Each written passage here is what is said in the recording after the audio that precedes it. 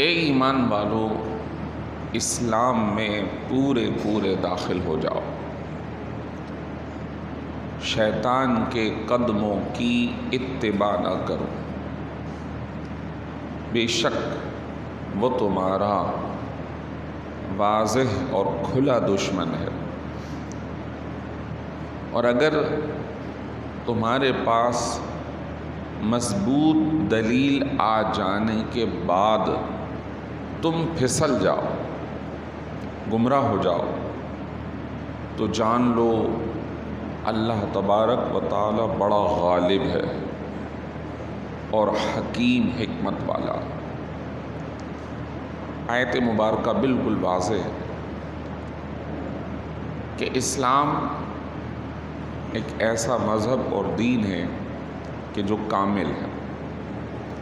ہمیں اسلام میں رہتے ہوئے کسی دوسرے مذہب اور دین کی اتباع کی حاجت نہیں،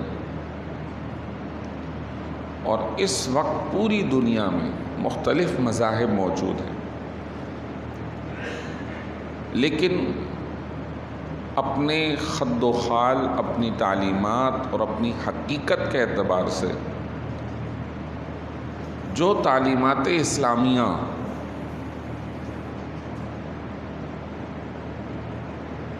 موجود ہیں، ایسی تعلیمات دیگر مذاہب کے اندر نہیں، یا اگر ہیں بھی دیگر مذاہب میں تو وہ اپنی حقیقت پر مبنی اس وقت موجود نہیں، لیکن اسلام الحمدللہ اپنی تمام تر تعلیمات کے مطابق اپنی حقیقی صورت میں آج بھی موجود ہے، کوئی رد و بدل نہیں ہے۔ سب سے بڑی بات قرآن مجید، کتاب اللہ،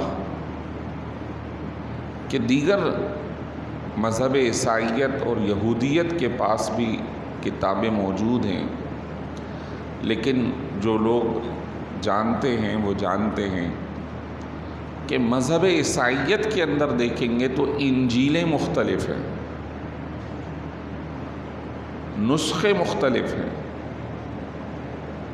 انجیل قدیم، انجیل جدید، پھر انجیل کے اپنے اندر مختلف کیٹیگریز رکھی گئی، پھر اگر ان کو مزید آپس میں ملایا جائے تو ان میں سے ہر ایک کتاب دوسرے سے مختلف ہے۔ اس کا ایک واقعہ عرض کرتا ہوں۔ بڑے مشہور مسلمانوں کے سربراہ گزرے ہیں، اس وقت بغداد مرکز اسلامی ہوا کرتا تھا، جناب ہارون الرشید، بڑے علمی اور اچھے آدمی تھے،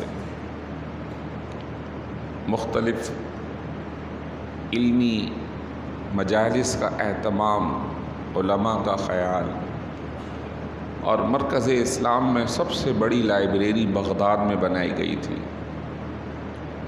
اور اس وقت کی تاریخ بتاتی ہے کہ بغداد اتنا ترقی یافتہ تھا کہ اس کی جو سڑکیں تھیں وہ پختہ تھیں، پکی اینٹوں سے، لال اینٹوں سے بنی ہوئی تھی، جبکہ اس وقت یورپ کا یہ حال تھا کہ اندھیرا اور کیچڑ ہوا کرتی تھی، اور جو رات کو گھر سے نکل جاتا تو کہیں نہ کہیں وہ گر کر گھر پہنچتا تھا، کیونکہ جزیروں نما ٹائپ کی چیز تھی۔ یہ الگ بات ہے کہ ہمارے حکمرانوں نے علمی، فکری ان چیزوں کو ترجیح نہیں دی، پھر دنیا کے داد و دہش میں لگ گئے، اور دوسری طرف والے آگے اپنی دنیاوی ترقی کے اعتبار سے آگے نکلے۔ اب اس چیز کو چھوڑ دیجئے، میں صرف ہارون الرشید کے زمانے کا ایک واقعہ عرض کر رہا ہوں۔ سالانہ جس طرح مشاعرے کی محفل ہوا کرتی ہیں تو وہاں پہ عالمانہ محافل ہوا کرتی تھی، اور دیگر مذاہب کے لوگوں کو بھی بلایا جاتا تھا، اور ان کے چیدہ منتخب لوگوں کو۔ تو اسی طرح سالانہ ایک علمی مجلس موجود تھی، اور مذہب اسلام کی حقانیت اپنے اپنے مذہب کے حوالے سے کہ ہمارے مذہب میں کیا ہے اس پر گفتگو ہوئی۔ مسلمانوں کے عالم نے جو موجود تھے انہوں نے اسلام کی حقانیت پہ گفتگو کی۔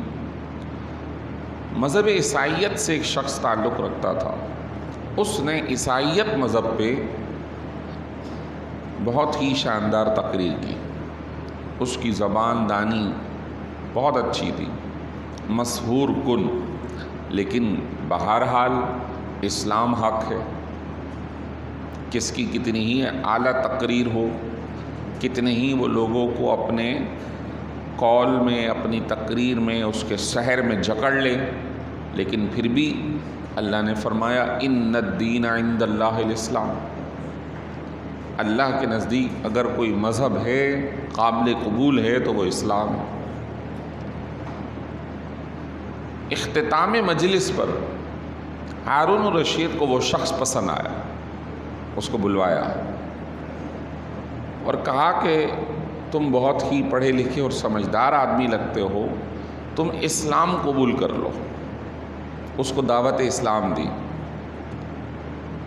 تو اس نے کہا میں قبول نہیں کروں گا۔ بہرحال بات آئی گئی ہوگی، 1 سال کے بعد پھر دوبارہ وہی محفل، وہی افرادوں کو دعوت اور مختلف لوگوں کا آنا۔ اس سال وہ شخص آیا تو اس نے اسلام کی حقانیت پہ تقریر شروع کی ہے، اور وہی اس کا سحر بیان، اور لوگوں پر ایک سحر طاری ہو گیا کہ واہ۔ تو ہارون الرشید کہنے لگے کہ بھئی پچھلے سال میں نے تمہیں دعوت دی تھی کہ تم مسلمان ہو جاؤ، لیکن تم نے اسلام قبول کرنے سے انکار کیا، اور آج تم 1 سال کے بعد اسلام کی حقانیت پر تقریر کر رہے ہو، آخر کیا ہوا؟ یہ میں وہ صورت بتانا چاہتا ہوں کہ اس وقت اسلام ہی اپنی حقیقی صورت پر ہے، اور اس کی اہم صورت جو ہے وہ قرآن پاک ہے۔ تو ہارون الرشید کے زمانے میں ان صاحب نے کہا کہ آپ کے پاس سے جانے کے بعد اور آپ کے کہنے کے بعد میں نے اس میں غور کیا کہ آیا اس وقت پوری دنیا پہ کون سا مذہب اپنی اصلی شکل پر موجود ہے۔ تو میں نے اپنے مذہب کی کتاب دیکھی، نسخے دیکھے، تو اس میں ہر جگہ ایک نسخہ دوسرے سے مختلف ہے۔ پھر میں نے یہ کام کیا کہ ایک نسخہ اور بنایا اپنی طرف سے، اور اس میں جگہ جگہ، کیونکہ میں زبان تو جانتا ہوں، پرانے کتاب کی عبارت کو نکالا اور اپنی طرف سے داخل کر دیا۔ اب میں نے ایسے 10-12 نسخے تیار کیے، اور معبد خانوں میں، چرچوں میں، عبادت گاہوں میں جو وہاں کے ہمارے مذہبی رہنما ہیں ان کے پاس لے گیا اور کہا کہ یہ میں نے ایک کتاب خوش خط کی ہے۔ اس وقت پریس تو تھا نہیں، لوگ ہاتھ سے لکھا کرتے تھے، تو آپ یہ نسخے لے لیں۔ انہوں نے دیکھا بہت ہی اچھی طریقے سے صاف ستھرا لکھا ہوا ہے، تو ہاتھوں ہاتھ میرے نسخے لے لیے، اور کسی کو یہ نہیں معلوم ہوا کہ یہ پرانا ورژن ہے، نیا ورژن ہے، پچھلی عبارت کیا تھی، اگلی عبارت کیا ہے، سب نے لے لیے۔ مجھے اس وقت حیرانی ہوئی۔ پھر میں نے تورات کے نسخے بھی اپنے ہاتھ سے لکھے، اور پھر میں یہودی جو مذہب کی معبد خانے ہیں، عبادت گاہیں، وہاں لے گیا، اور اس میں بھی میں نے یہی کیا۔ ادھر بھی لوگوں نے اس کی خوبصورتی اور اس کی عبارت کو دیکھ کر ہاتھوں ہاتھ لے لیا، کسی کو نہیں پتہ چلا۔ تو 2 میں نے الہامی کتابیں دیکھ لی۔ اب میں نے قرآن پاک کو لیا، آپ لوگوں کی کتاب، اور میں نے اس کی جگہ جگہ سے عبارت ہٹائی اور اپنی طرف سے اس میں داخل کی، اور خوبصورت خطاطی کر کے میں جو لوگ مذہبی تھے ان کے پاس لے گیا، کچھ جو کتابیں بیچنے والے کتب خانوں کے سربراہان ہیں ان کے پاس لے گیا کہ بھئی یہ میں نے نسخے تیار کیے ہیں، آپ اس کو خرید لو، تو جو لوگ آپ کے پڑھنے والے ہوں گے آپ ان کو بیچ دینا۔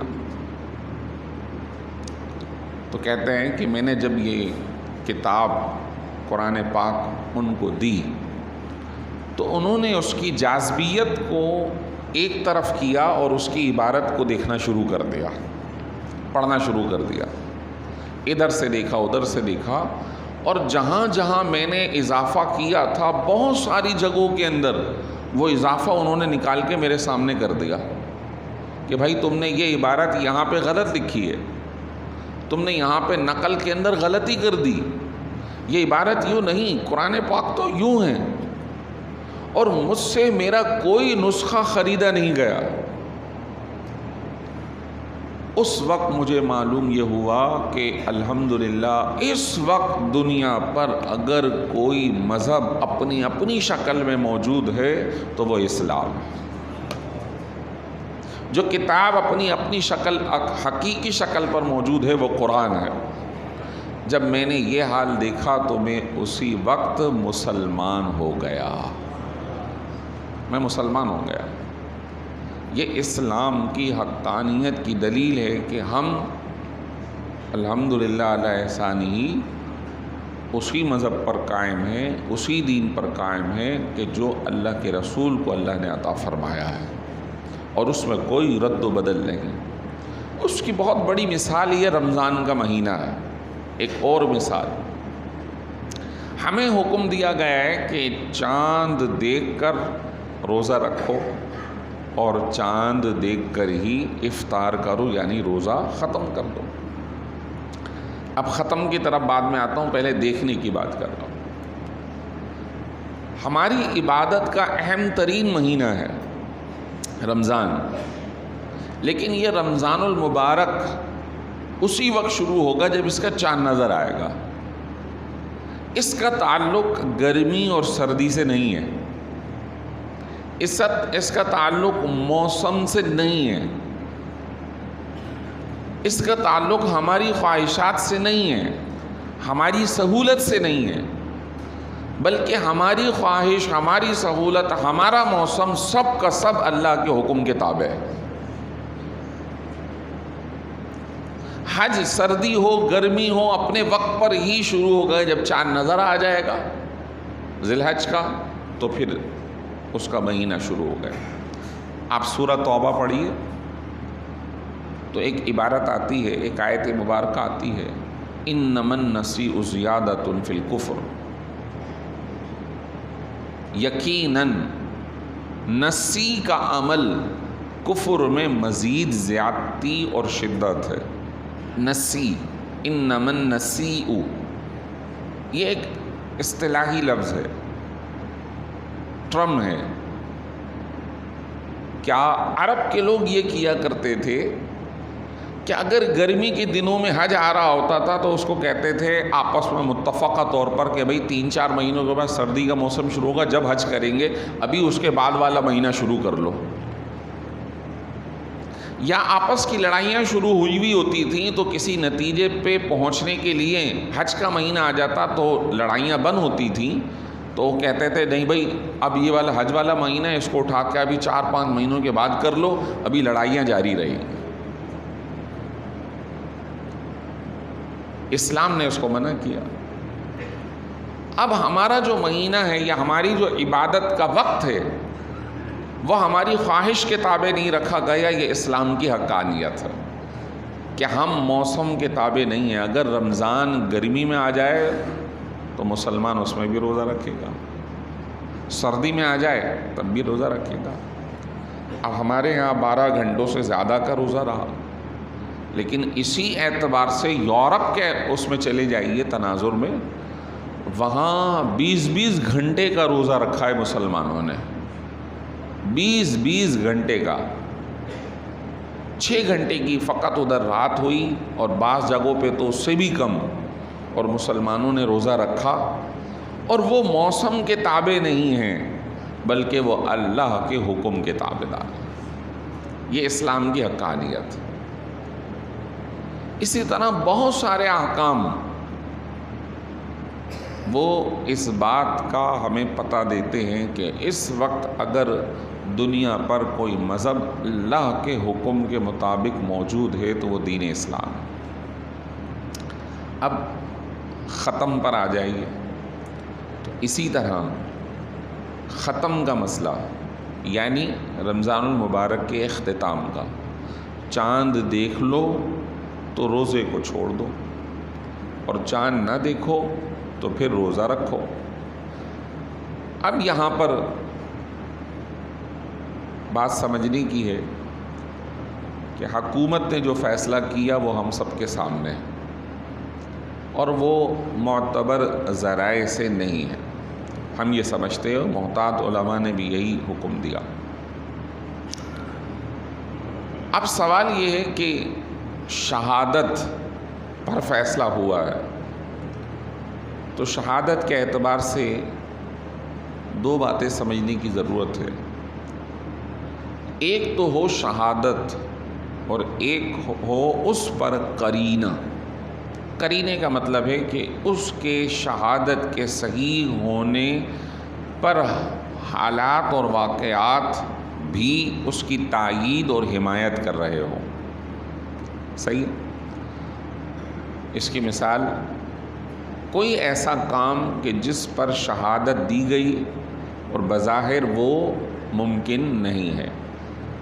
میں یہاں سے کہوں کہ میں 2 گھنٹے میں امریکہ پہنچ گیا، تو 2 گھنٹے میں تو کوئی نہیں پہنچ سکتا بظاہر، الا یہ کہ کوئی انتہائی تیز رفتار اسپیس میرے پاس موجود ہو. نارملی جہاز 2 گھنٹوں میں نہیں پہنچتا، نہ گاڑی پہنچتی ہے، نہ کوئی یہاں پر اس طرح کی صورت عام عوام الناس کے لیے رکھی گئی ہے. تو اب میرا حافظ ہونا، عالم ہونا، داڑھی والا ہونا، امامہ لگائے ہوئے ہونا، مسجد کا امام ہونا، کیا میری شہادت قرینے کے خلاف ہونے کے باوجود آپ قبول کریں گے؟ نہیں. کہ بھئی ہو سکتا ہے آپ کو غلطی ہو رہی ہے، آپ کی شہادت قرینے کے مطابق نہیں ہے، حالات اور واقعات کے مطابق نہیں. تو اسی طرح جو گواہی ہوتی ہے اس گواہی پر جرح ہوتی ہے کہ بھئی یہ گواہی کیا اس قابل بھی ہے کہ اس گواہی کو قبول کیا جائے. نارملی ایک سلسلہ جاری ہے کہ 20-22 گھنٹے کا چاند ہو تو اس پر گواہی قرینے کے مطابق سمجھی جائے گی. اب تو تھی نہیں، تو بہرحال اعلان کر دیا گیا. حکومت کے خلاف ہم نے کوئی یا علماء نے کوئی ایکشن تو نہیں لیا، لیکن اتنا ضرور ہے کہ ریاست کا فیصلہ غلط ہو سکتا ہے. یہی بات میں نے عید والے دن بھی کہی کہ یا ایھا الذین آمنوا اطیعوا اللہ و اطیعوا الرسول و اولی الامر منکم. اے ایمان والو، آیت ہے سورہ نساء کی، اللہ کی اطاعت کرو، رسول کریم صلی اللہ علیہ وسلم کی اطاعت کرو، اور جو سربراہان ہیں ان کی بات بھی مان لو. فَإِن تَنَازَعْتُمْ فِي شَيْءٍ، لیکن اگر تمہارا اور سربراہوں کے درمیان کسی مسئلے میں اختلاف ہو جائے، فَرُدُّوهُ إِلَى اللَّهِ وَالرَّسُولِ، تو پھر اس مسئلے کو اللہ اور اس کے رسول کی طرف پھیر دو. تو اب اختلاف کس میں ہے؟ اختلاف اس میں ہے کہ حکومت نے فیصلہ کر دیا اور علماء کہتے ہیں کہ یہ فیصلہ صحیح نہیں ہے. تو اب فیصلہ کس پر ہوگا؟ اللہ اور اس کے رسول کے بات پر ہوگا. اور اللہ اور اس کے رسول کا جو فیصلہ وہ کیا ہے؟ چاند دکھے تو آپ روزہ چھوڑو، اور چاند ہم نے نہیں دیکھا تو پھر کسی کی شہادت ہوگی. جب شہادت ہوگی تو اس پہ جرح ہوگی. اگر جرح کے بعد وہ معتبر قرار پائے گی تو اس کی شہادت مقبول ہوگی، ورنہ